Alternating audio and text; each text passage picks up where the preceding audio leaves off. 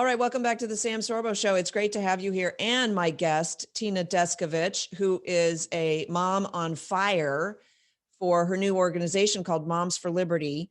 She noticed what was happening in the schools. She actually ran for school board and won, and tried to serve on the school board and was thwarted at every turn with her terrible, terrible conservative values. How dare she try to protect children?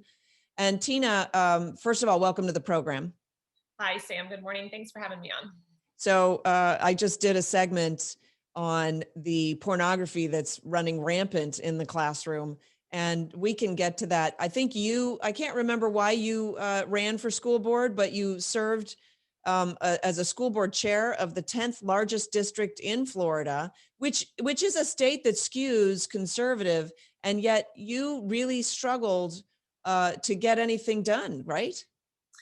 Yes, at least with the conservative values that you're talking about. So, our district is the 10th largest in the state, but 47th largest in the country. In Florida, we have school districts the size of counties. And so they're very large districts. That was one of the reasons you can't get anything done. It's just a huge bureaucracy, and trying to make change is very difficult. But also, especially towards the end of my term, I served from 2016 to 2020. Even our conservative county started leaning very left, which you can see I lost my reelection to a very liberal progressive woman. And so let's take a step back. What exactly were you trying to change? What were the new things that you wanted to get implemented that got caught in the bureaucratic wheels that don't move? Oh goodness, you things as simple as, we'll get into the more serious issues, but things as simple as trying to get real grade A chicken in our lunches took over a year to change because of the bureaucracy and the levels of everything that have to be approved. So it's just very hard to turn a ship. So when you wanted to get into more serious issues like curriculum or things that are being taught with, throughout our 5,000 teachers, with our 70 plus thousand students, that's a very hard thing to change, especially when people have beliefs and values different from one another. So I ran in 2016. Even back then, like I started running in 2015, it was curriculum was one of my major concerns. We still were fighting Common Core at the time. There were a lot of things that my son, who was in middle school at the time, was bringing home. He brought home a project at one point that he got 100. It said 100 plus a great job.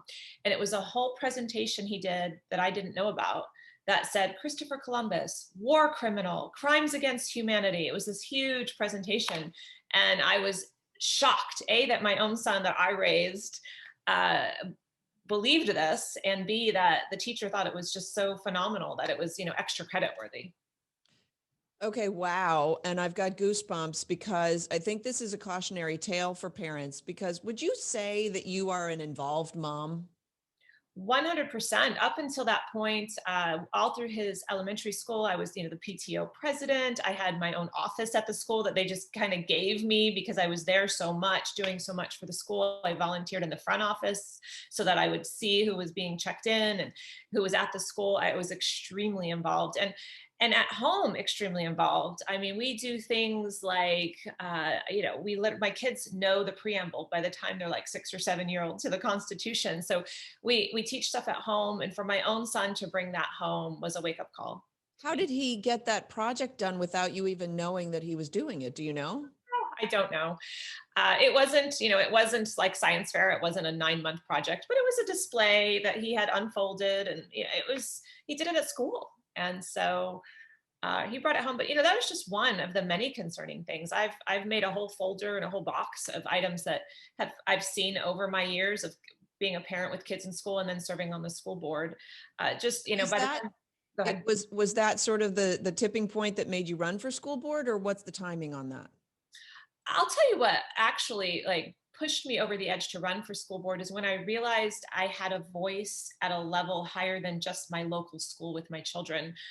We were fighting Common Core and some things that the state was doing at the time, and they had recently passed a statute that mandated more high stakes testing, and it really bothered me. And I didn't understand the rationale. I didn't agree with it. I didn't agree with tying teacher pay to it.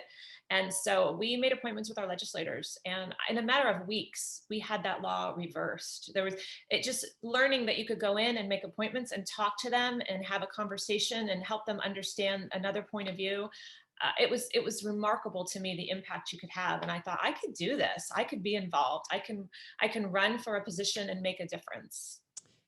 Why do you think you didn't think that that was available to you until it sort of push came to shove and you were like, wait a minute, I got to figure out if there's anything I can do about this, because this is the tipping point for me. This is the thing that I really disagree with, that I want to fight back on.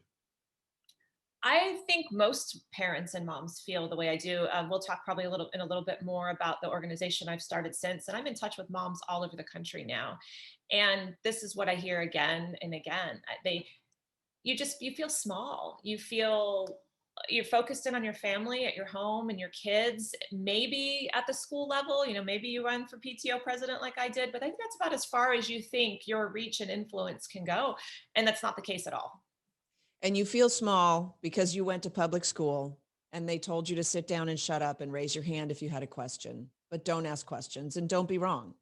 And so you were trained to behave. And Well, it's it, only it just until it gets to a point where you're like, whoa, whoa, whoa, whoa, whoa, hold on, back the truck up because this is too far. But up until then, you're like, well, I guess they know what they're doing. I guess because, I went to school and the teachers knew everything back then. And we don't get to peek behind the curtain and see. Teachers only know what they're teaching. They like read up on it the day before they teach it. Yes, they go to school to learn to teach, but not anymore, because now they're just learning to indoctrinate and teach kids that Christopher Columbus was a racist, homophobe, whatever, right?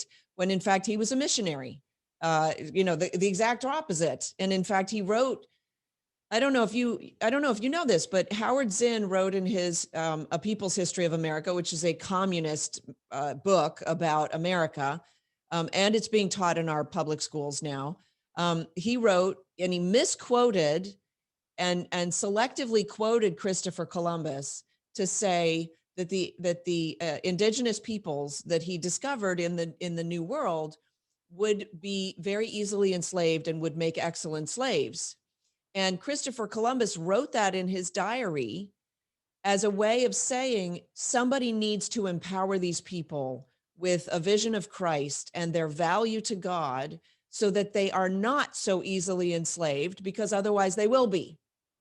But Howard Zinn took everything out of context. And so that's what they're teaching kids. And your teacher, who was the teacher for your son, who did that project, your teacher believes that Christopher Columbus was a racist, bad person. And so she's proud of your son for reiterating that in such a, in the way that he did. And he probably did an excellent job making that case, because the source material makes that case, right? But it's wrong. Yeah, so right. It's interesting because at the time I didn't know. I knew, like, in my gut, I knew that, it didn't feel right. I'm like, who would say this? And so in my usual fashion, I went and purchased everything I could on Christopher Columbus, original, source translate, anything I could find. And of course, drew my family in, and we researched and studied and learned together. And what we learned is that he felt inspired by God to go forth and search out the new land. And he wrote about that very specific language about feeling promptings from the Holy Ghost to do things and to go look. And so I felt stronger and more passionate about Christopher Columbus and what he did after researching and really studying and learning about him. Also, let me add that I think the following year, that same history teacher won an award in the district for being one of the best history teachers in the county. Well, you know what you need to do to become a best loved teacher? You just need to have a bowl of candy and give kids candy when they come in to hug you, or actually no hugs allowed anymore, but when they come to see you. And as long as you have that bowl of candy, you become beloved. Listen, Tina, I'm going to take a quick break. And then when we come back, I want to talk about this organization you started. You are my heroine. You saw something that was wrong and you set out to try to fix it, running for school board, trying to serve on the school board, and then recognizing that it was, and you would have continued to serve, frankly. I think that it was not fair the way that you lost your seat on the school board.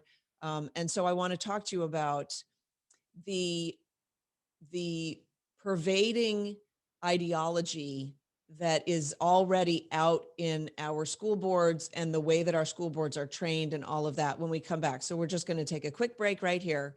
For those on radio, stay put. We'll be right back. And everybody watching on video, you can find more segments if you just click subscribe, and don't forget to like the videos. Thanks so much. I'll be right back.